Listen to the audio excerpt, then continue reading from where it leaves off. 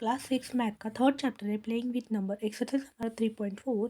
Question number third है first 3 common multiple हमें find करना है।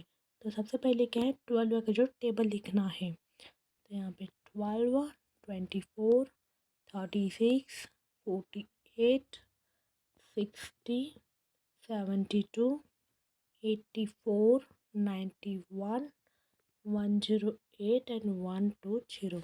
ओके, एंड 18 का जो टेबल लिखना है 18 1 18, 36, 54, 72, 19, 108 एंड 126।